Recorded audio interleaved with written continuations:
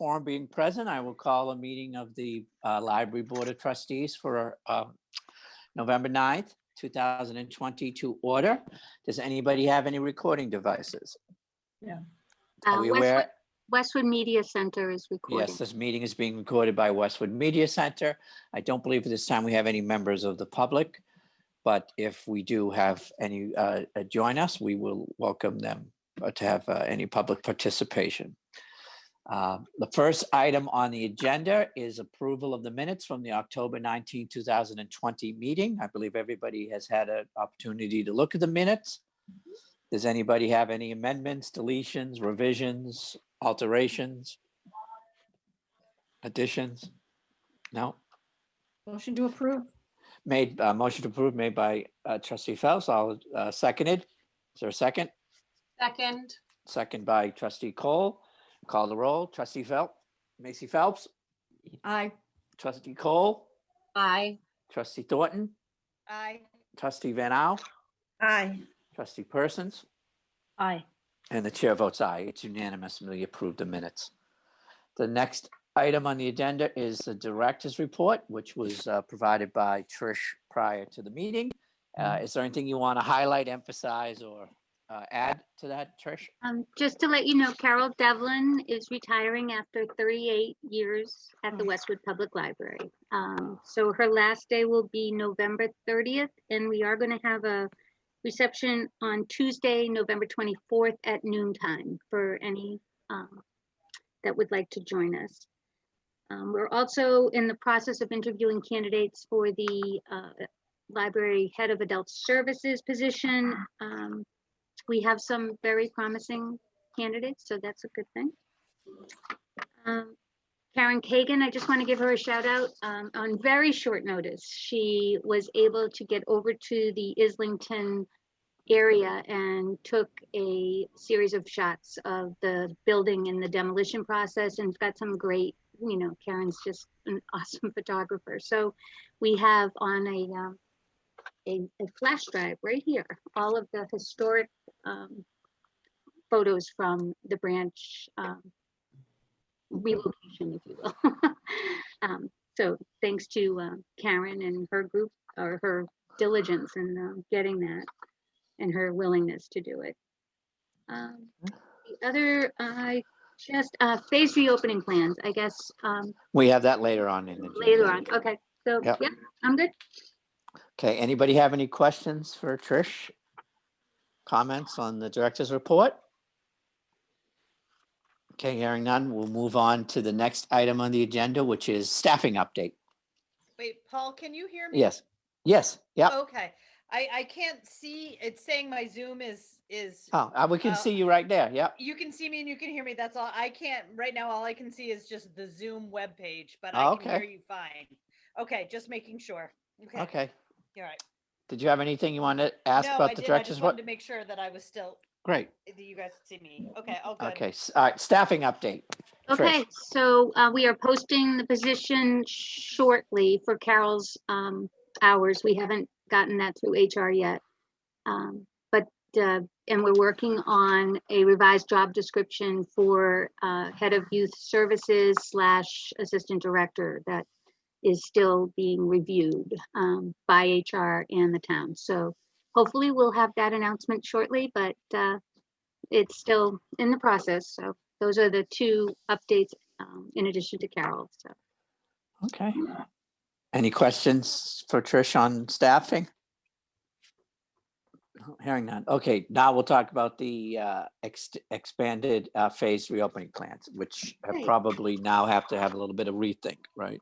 Well, I don't know. I think Yeah. that what we're proposing as the initial phase reopening is not introducing any additional volume. So we are actually probably going to have fewer people and more distancing socially, because the intent is to move the children's browsing collection into the children's room with the full collection browsable. And I did meet with Jimmy McCarthy today, and Matt Kuchta and Joe Moore. And we went through sort of the parameters of what we need in terms of what do you call them, stanchions and ropes so that we can keep people moving in a direction that is conducive to social distancing.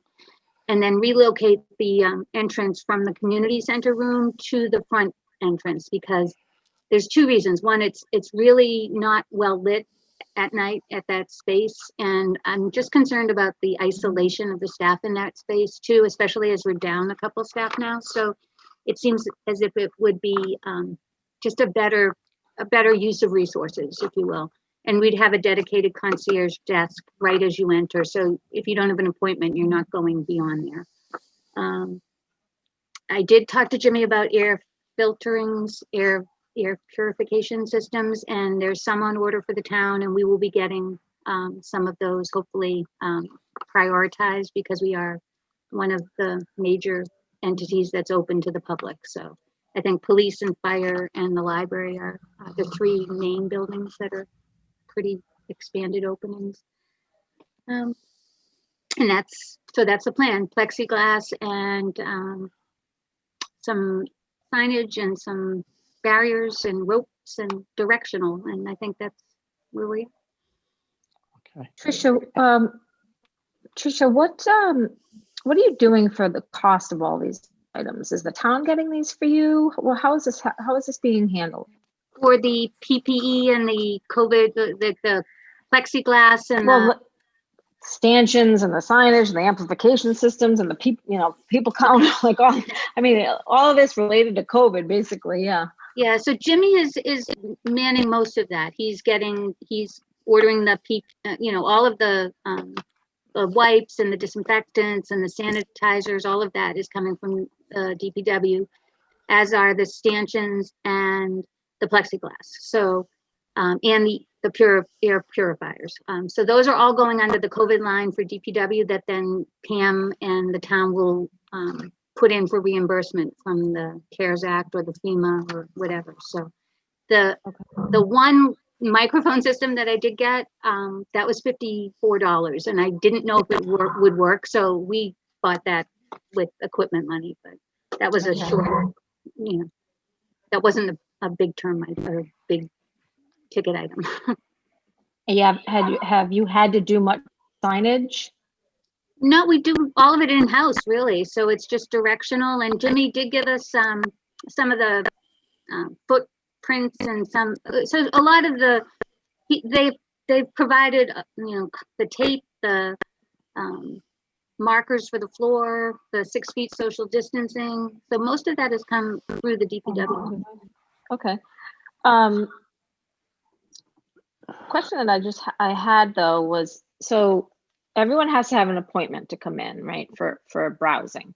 So you're obviously controlling the number of people in the building, before they get there, right? Yeah. So if that's the case, I guess my question is what are all of the reasons that people are only being limited to the first floor? A couple of reasons.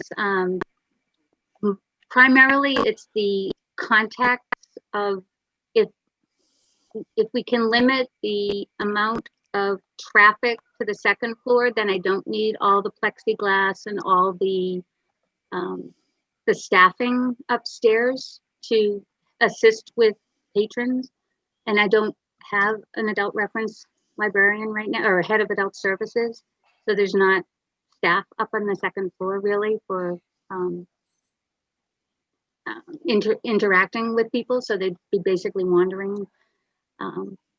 And the other component, I suppose, of that is to limit it to one floor so that cleaning is not as difficult or extensive for the custodial staff, because to have to clean both floors in this building with unlimited access would be tough.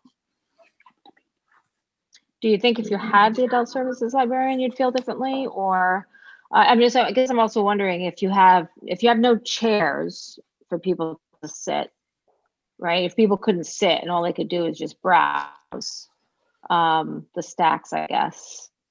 I'm not sure how they're, wiping books down. I don't know what the cleaning process is, but I'm just trying to figure out at what point. I know some libraries are open and Mhm. others aren't. And I'm just trying to understand kind of the philosophy, kind of what's, what is the philosophy for, no, we're not gonna open up the whole place.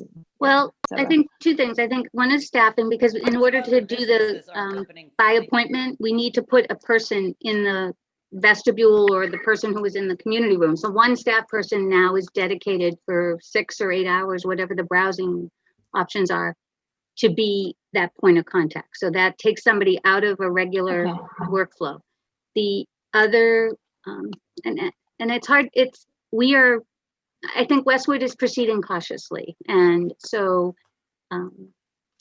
I did get the sign off from the town for the initial opening, and I think that the town will be on board with this expanded slightly opening. I don't know if they would be on board with opening the library entirely. What has been the response from, One at a time, have you Mary. gotten many, oh, go ahead, I'm Beth. sorry. No, Have you Mary gotten Beth, go many, ahead.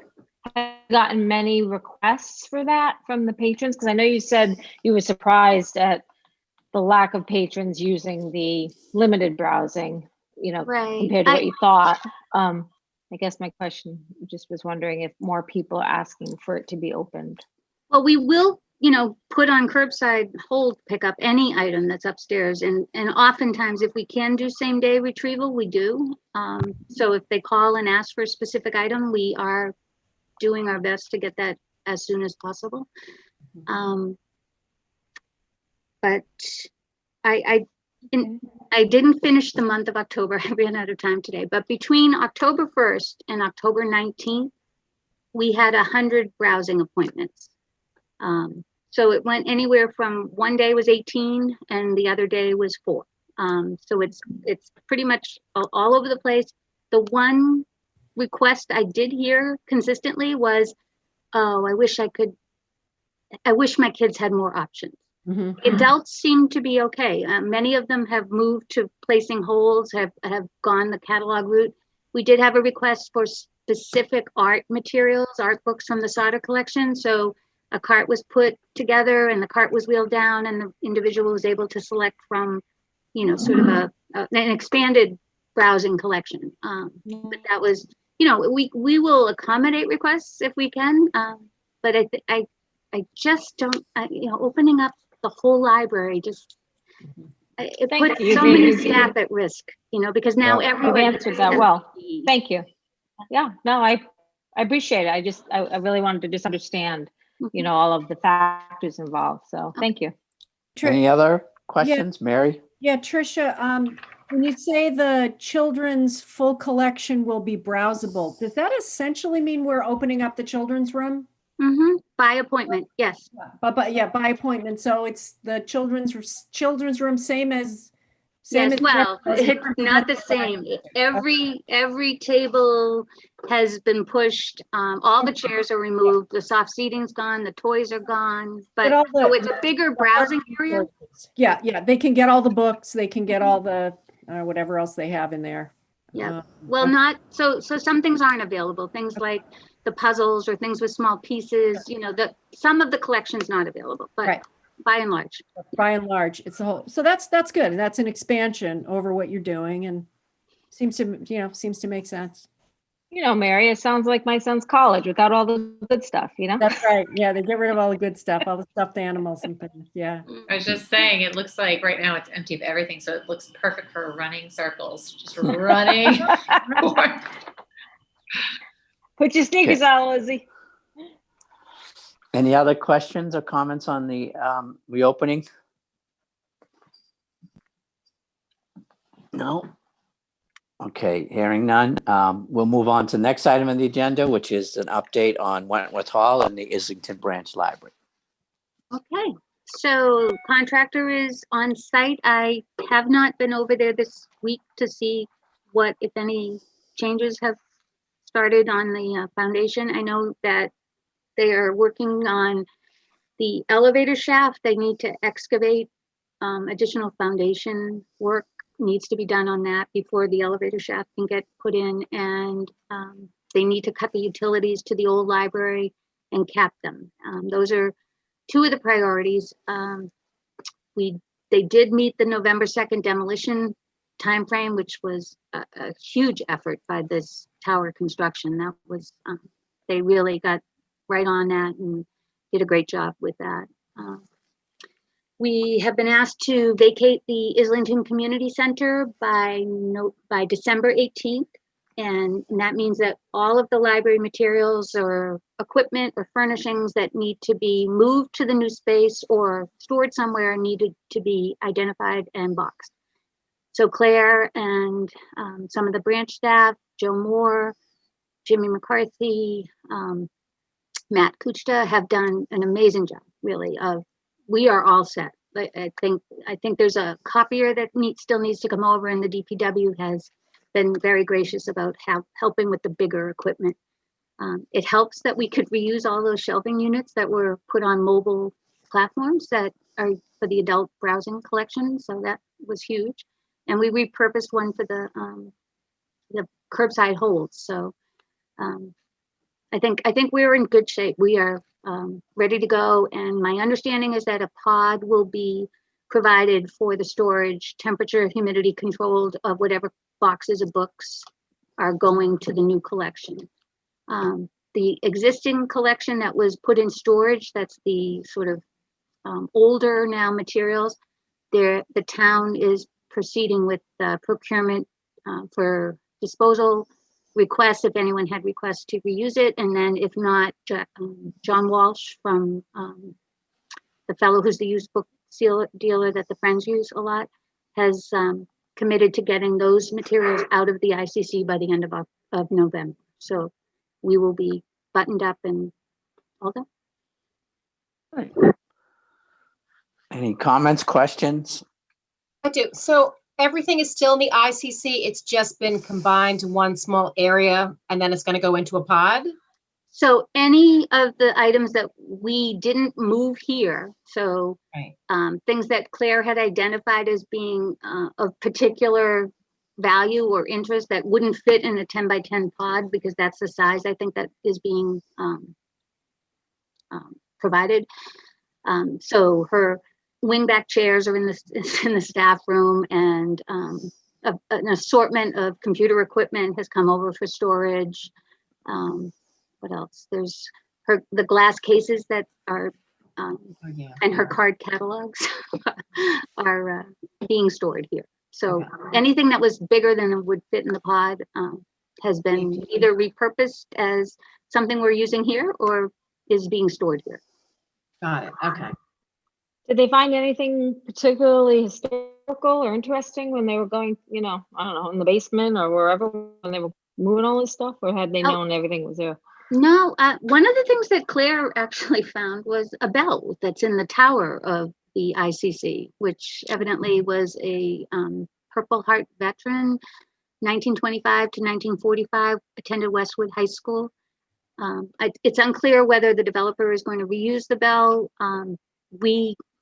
It's at his purview, so it's part of the ICC. So hopefully, maybe that can be repurposed somewhere. But it's anything that had significance or sort of historical value in terms of like the Westwood Hall sign and some of the other things were brought over.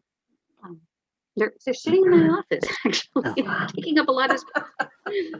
Put them in the Colburn School display in the main room. Yes.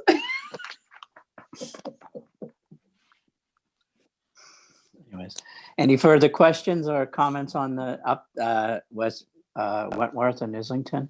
Tricia, Paul, if I could. Yeah, certainly. I noticed there was looked like there was some comments on Facebook on the Westwood Bulletin Board over the weekend. Thank you for responding to those. Do you need any support from the trustees or us to do anything regarding that? Looked like some folks did notice that The building is down. conversation had taken place. Any concerns there?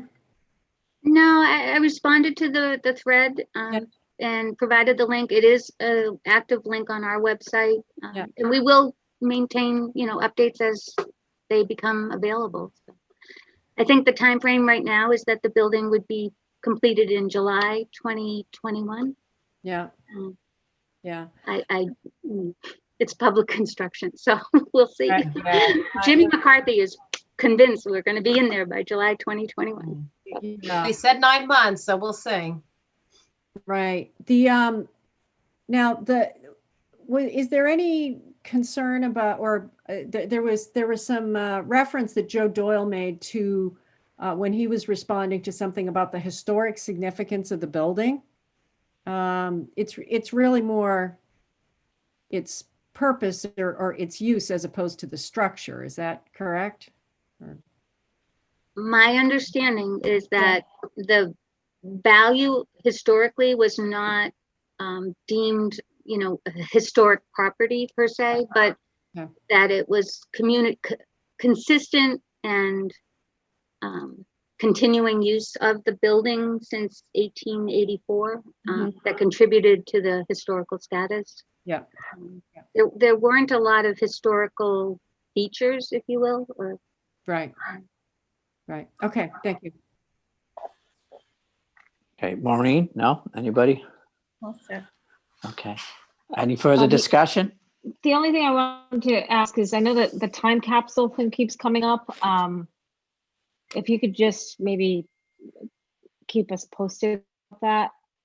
yeah, we haven't, it sort of languished for a while because it was, we weren't sure if the project would be funded and, if the contractor would come in under, aligned with the budget that's available. So now that is proceeding, Claire and I will get back to that.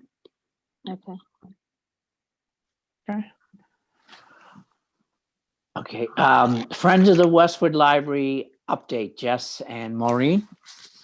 Well, they had the annual meeting the night after our last meeting, and Lynn Beatty read from her newest book, and there were some questions, and there was a good sized group of people attending. Yeah, and she did a really lovely job. I enjoyed it myself, and the next meeting of the group isn't until December. So they did do an election that night, but we don't really have results from that. Although I think they were pretty, they had some open, what's the term I'm thinking of, Jess? Positions? Yes, at-large positions. Oh, right, yes. Yes. So, and they had a couple of people interested, so I think they'll have a full roster, which we can share after the December meeting. With No white smoke from the chimney yet. No. I think there are some minutes, but not shared contacts and so forth yet. Yeah. Okay. So other than Jess, that, do you have anything you want to add? That was pretty much it. Okay. I thought it was well attended, and I thought she did a nice job with her readings. Good. Any questions on the Friends? And I know they sent out their fundraiser Yes. recently. So, Did they talk at all about the 21st Century fundraiser at their meeting? the annual meeting is really not a lot of discussion, just their presentation and election of officers. So no. So, right. Okay. Just questioning, just wondering. Thank you. okay. Speaking of the 21st Century Fund, the next item on the agenda is the update from Mary. Yeah, hi. So the 21st Century Fund met this evening at 6 o'clock. We have our new board members up and running with us smoothly, Brian Mulvey and Torsten Becker. So it's great to have them on board, carrying the torch, if you will. One thing that the fund is doing right now is we're double checking our or studying our investment policy document, with new members coming on board and potentially some requests that we might anticipate related to the Islington Library. We want to make sure we understand what our policy guidelines are in terms of how much we can spend, because part of our policy is that the endowment be protected and maintained in perpetuity. And with investments increasing hopefully in value over time. We want to make sure that we're following the letter and also the spirit of that policy as it was as the fund was envisioned. So we're having some discussion and studying that just to make sure we know what we're able to spend on that sort of thing. We are also about to mail our annual fundraising letter. The board is going to send it to similar set of names as last year. We did identify some additional names, particularly through the newer members, but also, Mary Beth and Paul and myself, found some additional people that we thought would be good to mail. So Mary Beth has been great in pulling that together. I will send around the letter. Tricia, I'll shoot that over to you so that everybody will be able to see it.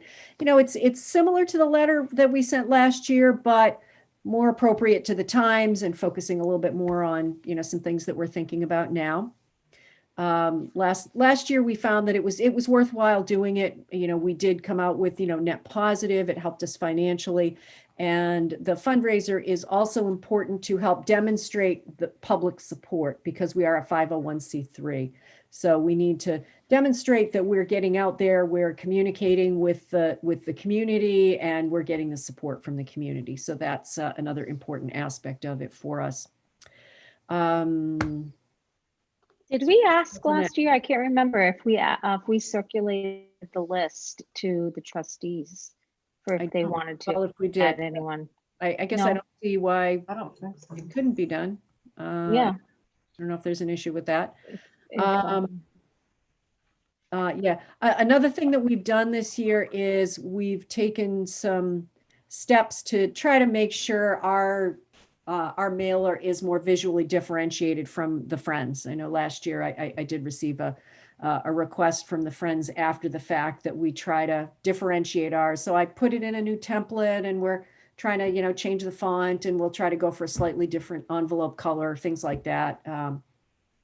Just to avoid any potential confusion about what people are donating to, but also, when checks arrive at the library, just to, avoid confusion, so people aren't opening up something that's for the other organization. And we expect that to go out, Mary Beth, within the next couple of weeks.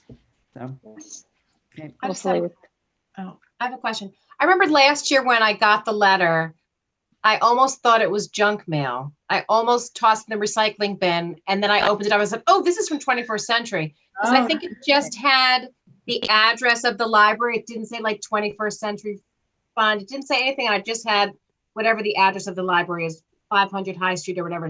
I really almost tossed it. So I don't know if you wanted to. I don't know if that was intentional to not write 21st Century on it or not. That's great. Great minds think alike. Thank you so much for bringing that up. You brought it up last year, but I just wanted to make sure. We just had that discussion. I brought it up actually to ask people for their input because I actually intentionally did that last year, thinking that maybe people would recognize the library address, but they wouldn't necessarily feel like they were being solicited by another nonprofit. But I then thought about it this year and I said, no, I really want the name recognition of the 21st Century Fund, and they'll know it's from us and they won't throw it out. And so we decided to go with it for that reason, put the name on it for exactly what you were just saying. So, okay, great. Yeah, thank you. Yeah. Anything else? Should I mention the Poet Laureate? I should, mention the Poet Laureate. At our last meeting, we talked about the idea of a Poet Laureate position. And so Tricia brought that up and the board did discuss it. And the 21st Century Fund was generally supportive. They came up with a number of, questions and suggestions just to make sure that, there's a process for selecting and so on. And the board felt that given the stipend amounts that were referenced in the material that was provided, it seemed like a reasonable thing that the fund could support for a couple of years. And that they would like to have it as a naming opportunity that, would be an opportunity for the fund to get its name out there. So that would, that's how the fund would be interested in participating as a named sponsor of it. We're all brushing up on our poetry. Right. Ready for it. Paul's working on limericks in the background. That's right. It looks like he's writing. He's not taking notes. He's limerick. Yeah, I'm putting my limericks down. Okay. Anything else, Mary, on the Center Century Fund? That's it. Okay. The next item on the agenda is the library action plan update, which Tricia submitted for the board's approval. And I actually want to commend Lizzie. Lizzie took this on at my direction, I guess. Lizzie, you can. Strong suggestion. You know. No, I think I was like, what can I do? What can I do to help? And she was like, do you want to do the action plan? I was like, okay. I have ideas. So we will need Paul to have you sign off on it as the chair. Once it's approved by the board, I'd be happy to put my Johannes Hancock on it. All right. So I don't know if anyone has any questions. It's basically because we were in COVID-19. You know, a lot of last year's initiatives were postponed or delayed. So, and I don't know if anyone has any questions. I'm sure. Trish, have you heard anything more from the Mass Library Commission about the hours thing that you and I have been talking about for certification? I have not. Okay. I think so I just briefly mention it. We have to have certain number of hours, right, that we're providing patron services for certification. And because of COVID, I don't think any library in the Commonwealth came anywhere close. So Trish and I have just been wondering if the Mass Library Commission would recognize that they would maybe have to give a waiver or modify that provision. Either that or they're going to be decertifying an awful lot of libraries. And I don't think that's the way they want to go. But we've just been monitoring that, Trish and I, to see if they would, when they'd let us know about that. But I think it's, you know, every town is different. Every library is different. I know some libraries were furloughing, 50% of their staff and have disproportionate cuts to their budget lines that are also red flags. So we technically are open 51 hours with our browsing hours and our curbside pickups, and even but technically we're closed 1 to 3 for cleaning, although staff are in the building, and the town's been very supportive, but it's not. I think it's still a work in process. I think that, depending on how communities are navigating this, we could be closed again, and some libraries, haven't yet reopened, and others are fully open. So. And some are closing when they have a staff breakout or something like that. They have to close like quickly, or, temporarily. Which Westwood Public Schools did, I guess. Yes. So they're on remote this week. So does anybody have any questions or comments on the action plan that Trish presented? And Lizzie, we thank you for your work on it as well. I do have some questions, if you don't mind. That's what we're here for. I'd love to. So I just have a logistics issue. When I pull a document over on my screen, is it blocking anyone, or does this matter? No, I'm not sure, because I can't look at something on my screen and obviously see you guys at the same time. So I just wasn't sure. I just did the same thing, Mary Beth. I was trying to do it too, and I have to minimize the Zoom screen. So I know it. Exactly. I'm like, what? I'm like, oh, okay. Trying to find all the things. So one question I had is, you guys obviously must make a lot of benchmarks or compare a lot of the things that you're trying to do in order to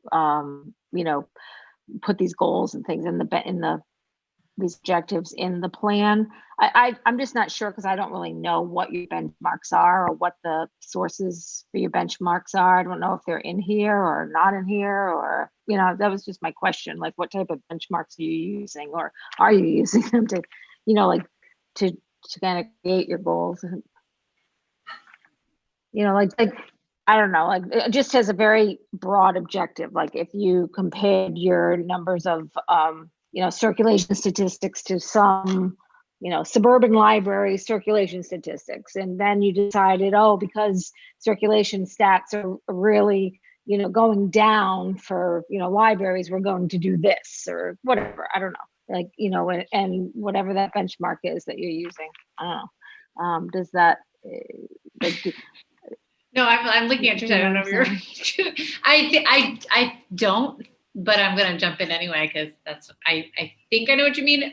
Based on this is that the objectives that we're going after here are from our strategic plan, which needs to be updated. But I think knowing our library, knowing our collections, and knowing like, oh wow, throughout the year we're constantly keeping track of all of our statistics. So if I know why aren't physical audiobooks moving, okay, well this is something that we need to, or I'm getting requests more often for this type of material, or why don't we have world languages? We have an increase of, this population who needs books or materials in that language. So I think just throughout the year, you're kind of noticing the changing.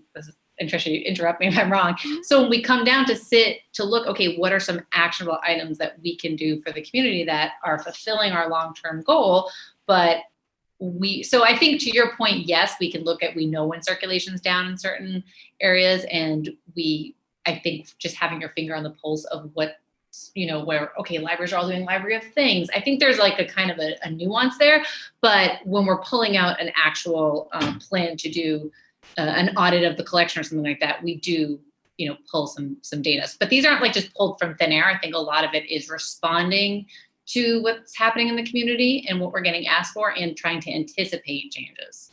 So I don't know if that really answers your questions. No, it does. If I understand you correctly, basically what you're telling me is your own population, that's your biggest benchmark, basically. That's your biggest data provider. And then if for certain reasons, if you need other information, then you use data from bigger, larger benchmark type, populations. Okay. The question too, Mary Beth, is, every community is different. So, and this COVID-19 environment has certainly driven new behaviors by Westwood residents, as it has throughout the Commonwealth. But we typically were not a library that saw a lot of advance holds put on upcoming titles or forthcoming books, and that has dramatically changed. In that, interesting. The patrons are much more able and willing and avidly sort of getting those titles onto their request list as advance holds, which we didn't see before. And I think the other thing, to Lizzie's point about audiobooks, is now that they've been treated to the overdrive and you don't have to change out a disc or the hoopla instantly available, we put a lot of money into collections that are sort of cost per circ, as opposed to waiting 7 months or 8 months for a title. So we have definitely changed our purchasing power with that, because we've seen that audiobooks they're not being requested by Westwood residents at the numbers that they were in March or prior to March. I think people transitioned really due to the COVID-19 pandemic, and now that they've become comfortable with that medium, they're not returning to the older technology. Okay. That's been a real shift, actually. Which is interesting, because audiobooks, I feel like audio listening has been, because people can't, I've heard from patrons, they can't sit and read necessarily, but walking, they've been listening to books. So I've had them be like, oh my God, be able just to find a book, like a brand new, like The Vanishing Half the Summer, and click on it and listen. So that format of listening to books is like at a peak, but it's the instant demand and it's the streaming of things. Yeah. So it's fascinating. Not the 9 DVDs or CDs or yeah, exactly. And people don't have CD players, No. No, yeah. Or know what they are. Yeah. Just like what Lizzie said, I've probably read 20 books since March, and all while walking. Yeah. Great. Beth, did you have some more questions or comments? I did. The one about repeat curiosity and that objective. I don't know the long terms of it, but something about we do everything we can to hold on. Where was it? Is it? Yeah, satisfy curiosity, express creativity, and that. I guess my only thought was that we don't reference anything about STEAM or STEM or at least that I saw anyway in here anywhere in this. And I know that we do it, and I know that we do things in children's, and I don't know what we're doing in youth or whatever, but I guess that to me, it's a little bit like devoid of those terms. I would expect to see it somewhere, just because, especially with terms like curiosity and creativity and, so it's just my. Yeah, I think that has, quite honestly, I think that shifted when I was thinking of that was because of COVID. I mean, we're not the most, I mean, the Westwood schools that is like top notch, you know what I mean? Their goals. We've partnered with the school libraries before and doing STEAM grants where it was more of, materials, having, so kids can, of course, I'm thinking of the children's department, get in there and create. And, I've hosted computer programs where they come in and they get to literally dissect a computer. But from my experience, the community comes to us, not necessarily. I mean, they'll come to those programs, but they're not going to come in there. They're getting it so many other ways. So we supplement some of that. And I think, honestly, they come to us for sounds so cheesy, for books, but it's interesting how that kind of moves and changes. But in terms of what going through the next year, I couldn't imagine how we would, I guess I was thinking of like hands-on STEAM programming to that end.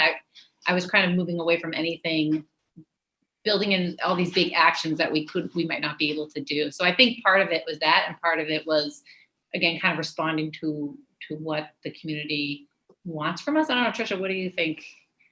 Well, part of the background for this is the strategic plan is outdated now. It was done 6 years ago. So, we're looking at, we were going to do an updated strategic plan this year, but it seemed that would be putting a lot of it's hard to strategize when you're living hand to mouth. Yeah, so it just didn't make sense because I don't know what the landscape is going to be in next week. So well, Tricia, don't worry, because it's an action in the action plan to make a strategic plan. It's like writing on a Post-it note, write list, and then you're like, okay, did it. Well, and I also, I'm not suggesting that you put in things that you aren't going to do, but I think part of it was you're probably doing more than what this seems to acknowledge. I don't know, but I don't know that we should just rely on the school department either, because nowadays it's right, it's huge in the preschool population. These kids kind of get to kindergarten and they've already had way more than I could ever do in my own life, with regards to some of that stuff. So like in the future, I guess it's probably something obviously in our strategic plan we need to think about. So and not if you don't already think that you do stuff that could be highlighted in this plan. The other thought I had was, it seems like there's a trend for, fine-free libraries. Tricia, you brought this up in the past, talking about the fines, and now that we've gone so long, like with the fines being, I'm just curious if that maybe is something that,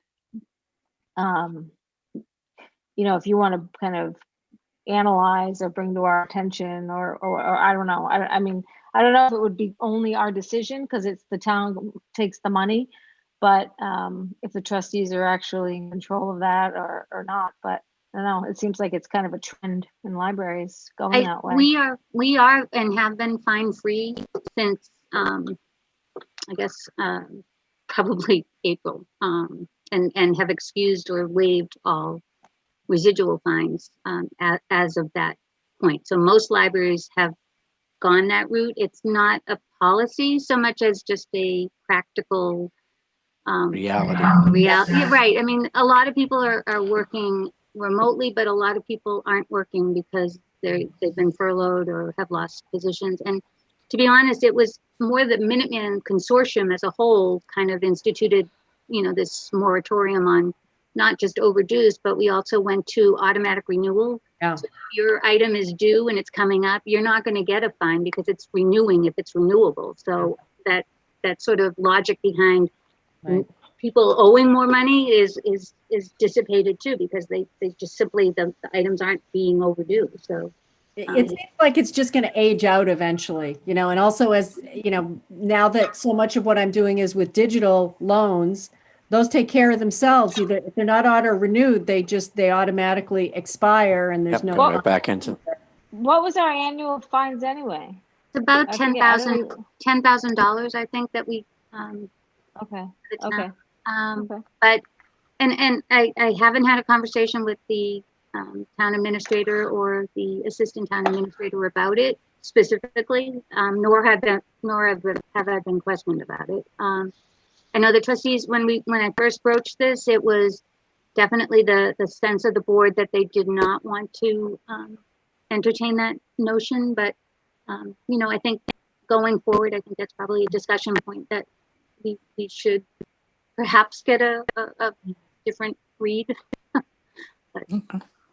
Well, we're learning and experiencing lots of things that are I making know. us rethink how we do stuff, and right. Yeah, No, it's there was just there's a big focus now on well, there's always a focus on removing barriers in libraries, but there's definitely a resurgence of this, you know, what are barriers to access, whether it's digital divide or fines. So I think it's coming up more when everyone's out of work, you know, all sorts of things. Well, it's just one of the things. It has accelerated so much of rethink that would have probably have taken place 4 or 5 years from now rather than in the present. But Mary Beth, did you have anything else? Nope, thank you. Okay. Anybody else have any comments or questions about the action plan?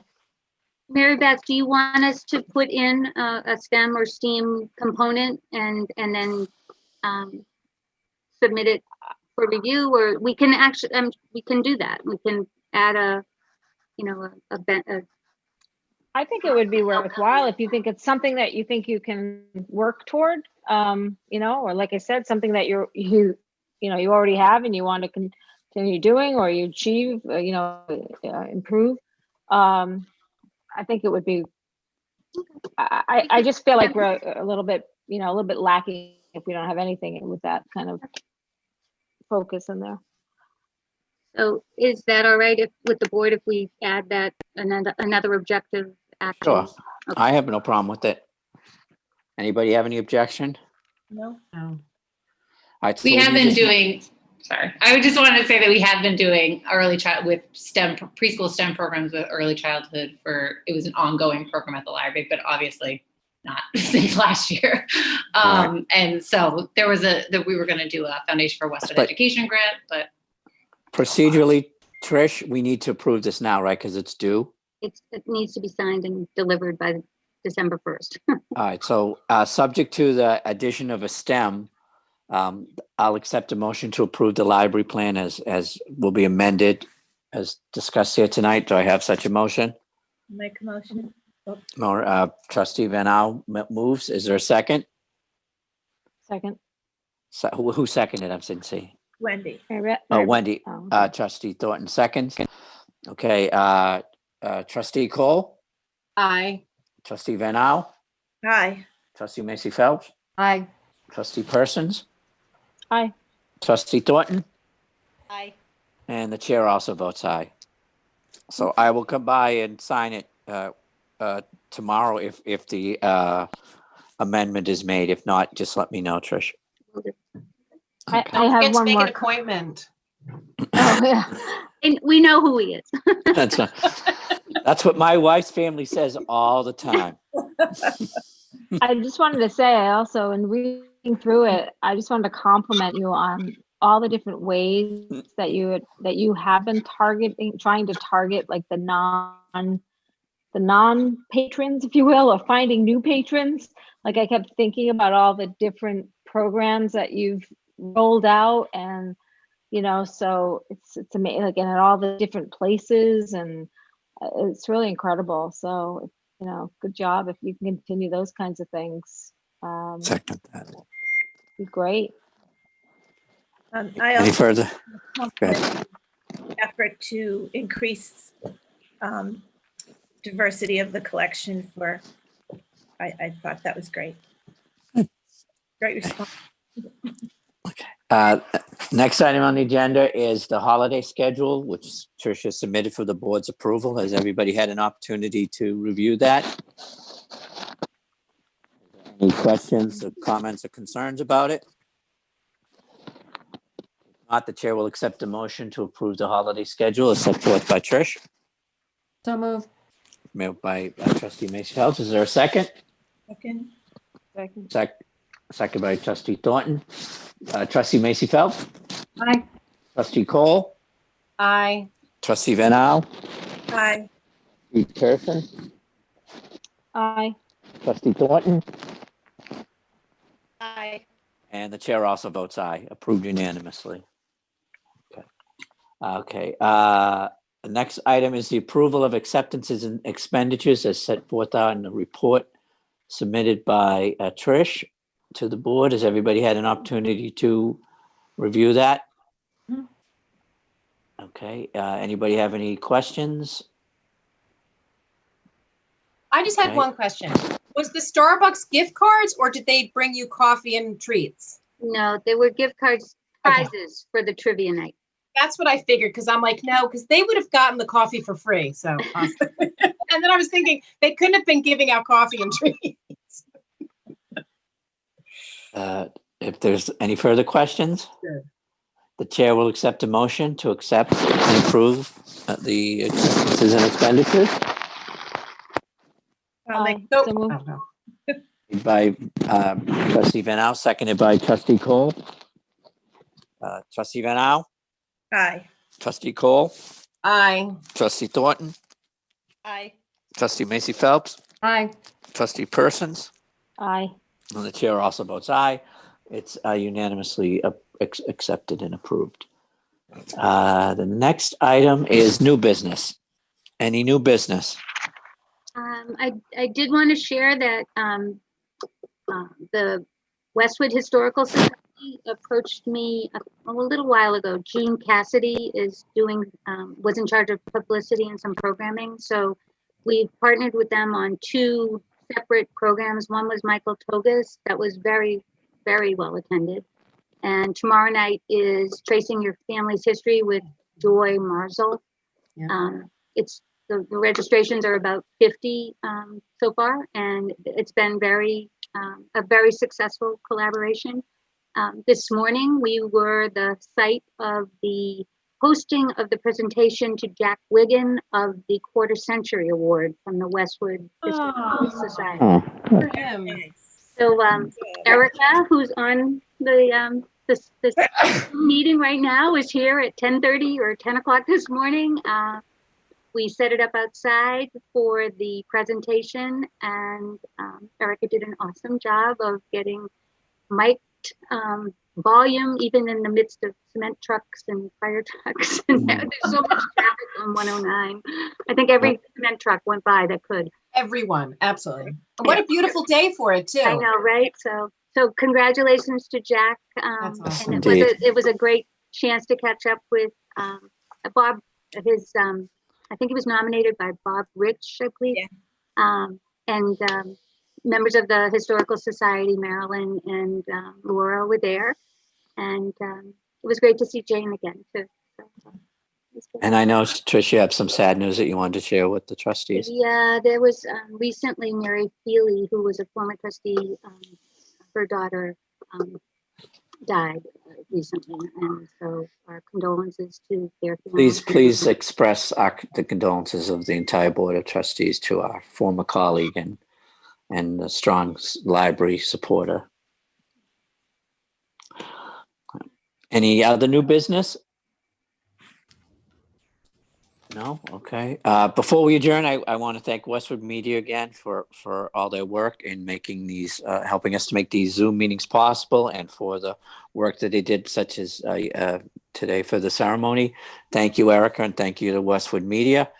If there's no further business, the next meeting of the Library Board of Trustees will be Monday, December 14th at 2020. And at this point, that will also be via Zoom. And so with no further business, the chair will accept a motion to adjourn. So moved. It's moved by trustee Macy Phelps. Is there a second? Second. Seconded by trustee Cole. Trustee Cole, Aye. trustee Macy Phelps, Aye. trustee Van Al, Aye. trustee Thornton, Aye. trustee Pearsons, Aye. and the chair votes aye. The meeting is adjourned. Thank you all for giving your time tonight. And please, everybody stay healthy and happy and have as a good a Thanksgiving as you possibly can.